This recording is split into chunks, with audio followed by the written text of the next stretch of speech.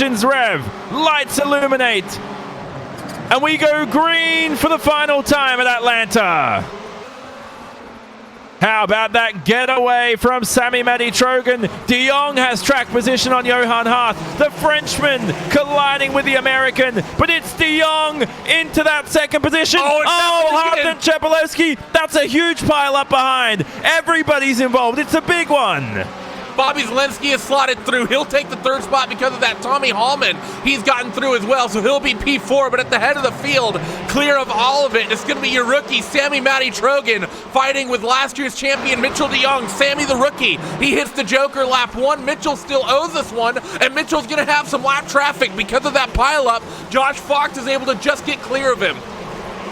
So this is important right now. This is the pileup still on screen.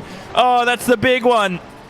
That's a huge one. Oh, and even drivers, was that one of the Apex drivers trying to make their way through? But this is, now we focus on Trogan, who's untouched in the lead. How about this? He's already got one hand on the trophy.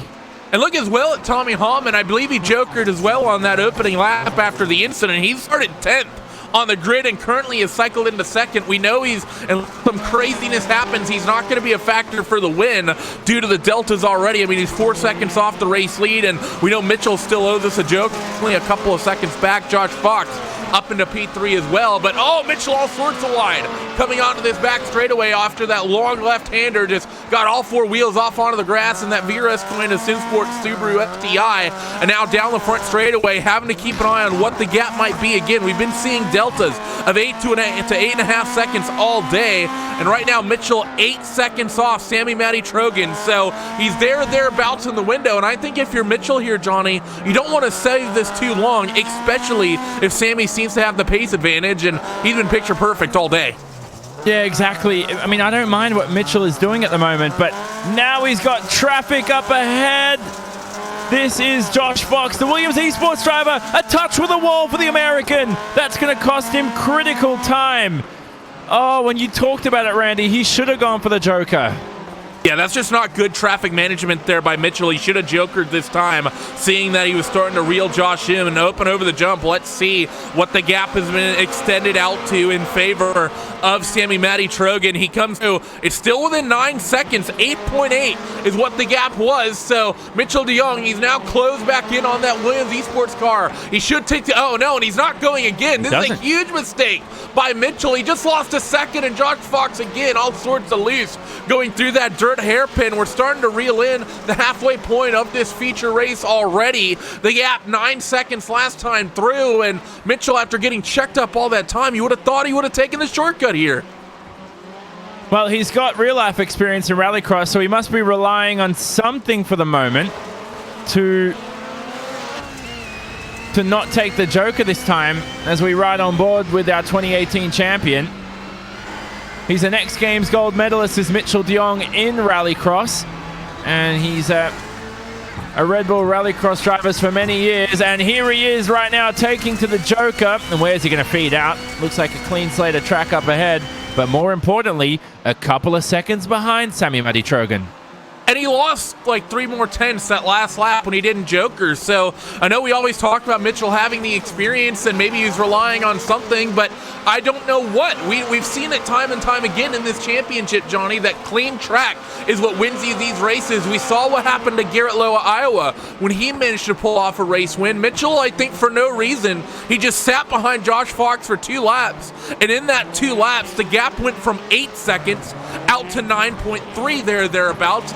He lost nearly a second and a half, and the gap right now between Sammy and Mitchell is a second and a half. So I think if he jokers a lap or 2 earlier, I think those two are side by side right now with 5 laps to go in this feature event. And of course, thanks to Thrustmaster, series sponsor for the 2019 iRacing Rallycross World Championship. Thrustmaster joining on board for the campaign.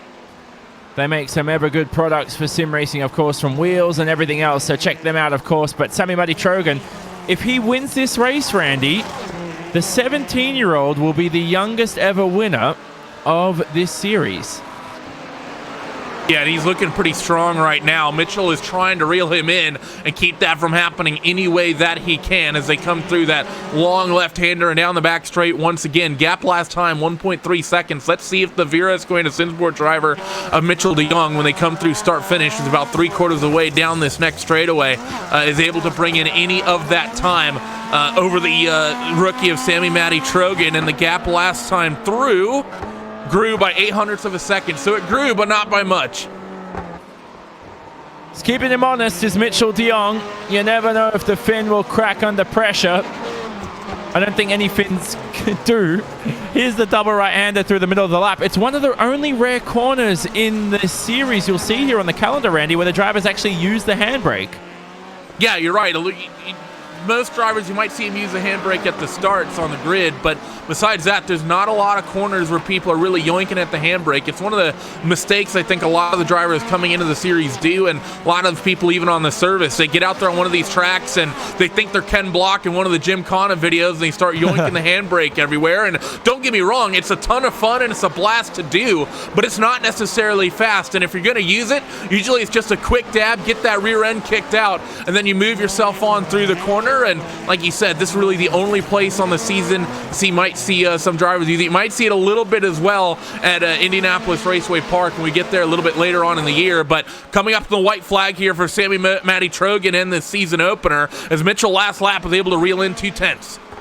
A couple of jokers not yet taken. Johan Harth and John Robertson, the two ART Subaru Winter Experience drivers, yet to take the joker. Harth just took it, and he's currently in the 6th position, so didn't gain much time. How about Tommy Holman, though?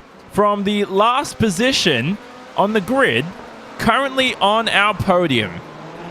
Yeah, just able to survive the pandemonium on that opening lap. But for Sammy Matty Trogan, half a lap down on this final trip around the racetrack, half a lap to go through the big hairpin for the final time, and now through this long left-hand sweeper. And Sammy Matty Trogan, he's got one more braking zone and a jump to do, and he's got the season opener wrapped up.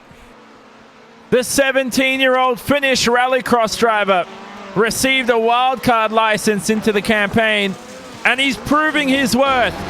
The rookie, he becomes the youngest ever winner of the 2019 Thrustmaster iRacing Rallycross World Championship.